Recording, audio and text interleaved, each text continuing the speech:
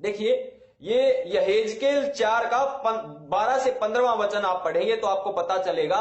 मनुष्यों के मलमूत्र जो सूख जाता है उससे रोटियां बनाने की बात कहते हैं। मैं पढ़ना नहीं चाहता, आपके सामने स्क्रीन पर आया होगा, आप देख लेना। फिर वो माफी मांगता तो कहता है ठीक है, गाय के गोबर की रोटियां बनाकर खाओ।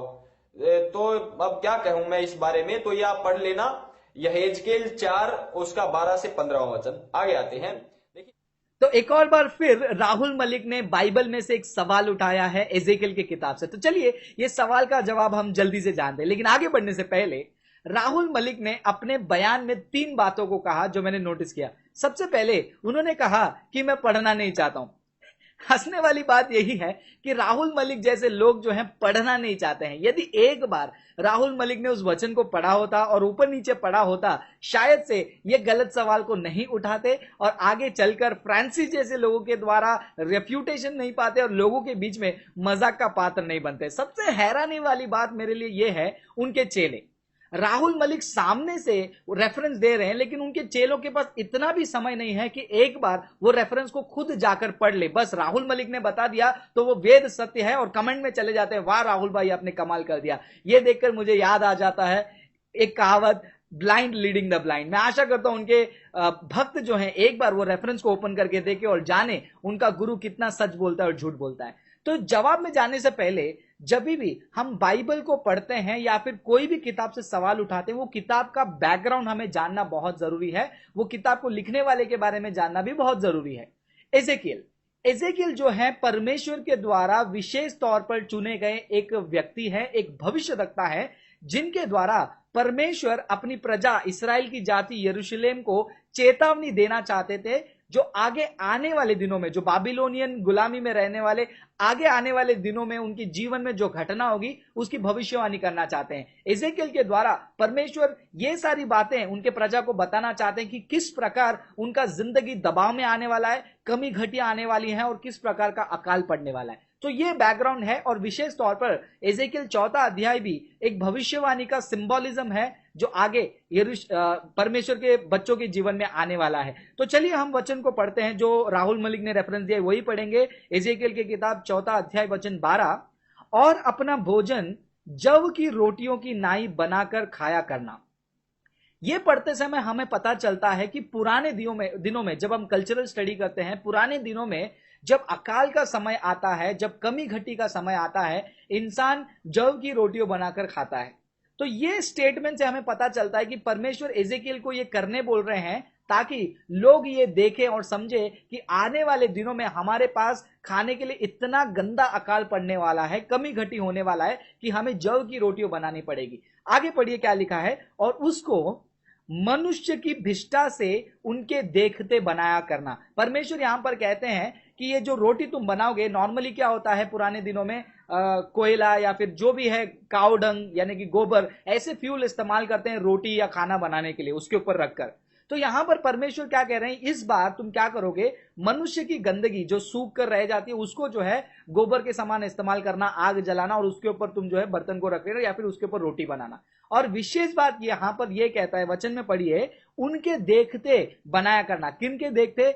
यहोवा कहते हैं इज़ेकिएल को, यहूदियों के सामने जब वो देख रहे हैं ये बात को तुम्हें करना है, ये कार्य को तुम्हें करना है। तो यहां पर यहोवा इज़ेकिएल के द्वारा यहूदियों को एक वार्निंग दे रहे हैं कि देखो आगे आने वाले दिनों में तुम इस प्रकार के कमी घटी अकाल में जाओगे जहां पर खाने की कमी हो जाएगी और साथ साथ में ऐसा परिस्थिति आ जाएगा जब गुलामियों को देखेंगे। कल्चरल स्टडी में गुलामों के पास जो है वो फ्यूल नहीं होता है, बहुत से गंदे गंदे सिनारियों में वो गोबर वगैरह इस्तेमाल करते हैं या फिर वो भी उनको नहीं मिलता है, तब जाकर गंदे परिस्थिति में मनुष्य की गंदगी को जो है वो सुखाकर फ्यूल के समान इस्तेमाल करते हैं। ये एजेकिएल के द्वारा परमेश्वर यहूदियों को कहना चाहते हैं और करवाना चाहते हैं। आगे का वचन पढ़िए, फिर यहोवा ने कहा, इस प्रकार से इस्राएल उन जातियों के बीच अपनी अपनी रोटी अशुद्धता से खाया करेंगे जहां मैं उन्हें बरबस पहुंचाऊंगा। ये 13वां वचन पढ़ते ही आपको जो है 12वें वचन की क्लैरिटी मिलनी चाहिए, क्यों परमेश्वर एजेकिएल को वो करवाना चाहते हैं। पढ़िए वचन को फिर से, इसी प्रकार, किस प्रकार? 12वें वचन में जैसा हुआ, इस्राएल उन जातियों के बीच जो है अपनी रोटी को जो है वो अशुद्धता से खाया करेगा। और आगे का वचन पढ़िए, एजेकियल यहोवा से कहते हैं, तब मैंने कहा, हाय यहोवा परमेश्वर, देख मेरा मन कभी अशुद्ध नहीं हुआ, और न मैंने बचपन से लेकर अब तक अपनी मृत्यु से मरे हुए वह फाड़े हुए पशु का मांस खाया, और न किसी प्रकार का घिनौना मांस मेरे मुंह में कभी गया है।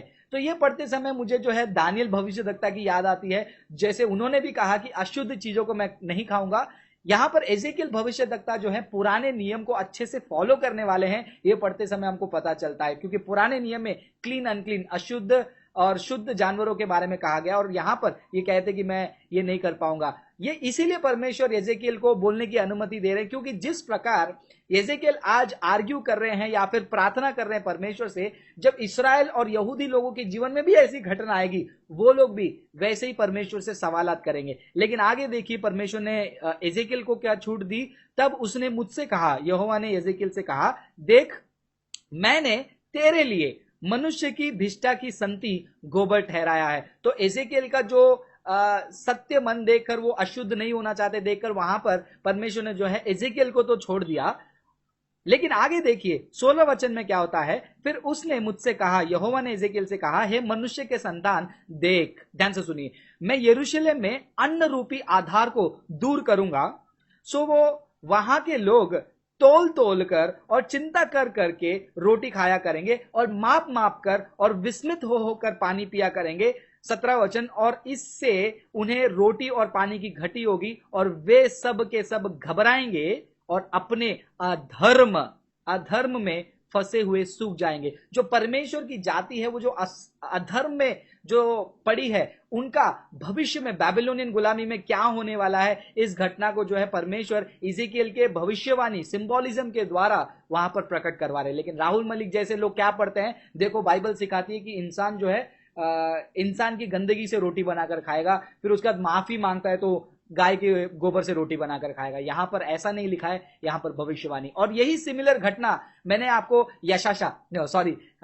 राहुल मलिक कहते हैं ना, यशाया की किताब में भी मैंने आपको बताया पिछले वीडियोस में, किस प्रकार यशाया के द्वारा भी परमेश्वर ने आने वाले दिनों में जो इस्राएल के प्रजा है और सियोन की कुमारियों का जो घमंड है, उसका न्याय कैसे करेंगे। और ये जो घटनाएं पुराने नियम में हुई, ये जो भविष्यवाणियां हुई, ये पूरी भी हुई। अगर ये किताब गलत है तो वहां पर लिखी गई घटना भविष्य में पूरा नहीं होना चाहिए था। अगर भविष्य में वो पूरा हुआ है उन दिनों में, यानी कि वो भविष्यवाणी सत्य थी, और भविष्यवाणी केवल खुदा की ओर से आ सकती है। और ये साबित करता है एजेकियल का किताब सच्चा किताब है, बाइबल में रहने वाला किताब है, और एजेकियल सच्चा भविष्यवक्ता है, झूठा नबी नहीं है। आशा करते हैं आपको ये समझ में आया होगा, और जब भी बाइबल को पढ़ते हैं उसके कॉन्टेक्स्ट में, उसकी सुंदरता में पढ़िए, और जब उसकी सुंदरता में आप पढ़ोगे उसको आप अच्छे से समझ पाओगे। और ऐसे ही सवाल उठाने वाले लोगों का खुलासा हम करते रहेंगे। इसके लिए हमारे सेवकाई के लिए आपको प्रार्थना करना है। हमारे चैनल को सब्सक्राइब कीजिए, शेयर कीजिए, और लोगों को बताइए कि किस प्रकार आप भी बाइबल स्टडी के द्वारा मसीह विरोधियों का जवाब दे सकते हैं। अगले वीडियो में मिलते हैं, तब तक प्रभु आप सभी को आशीष करें। God bless you.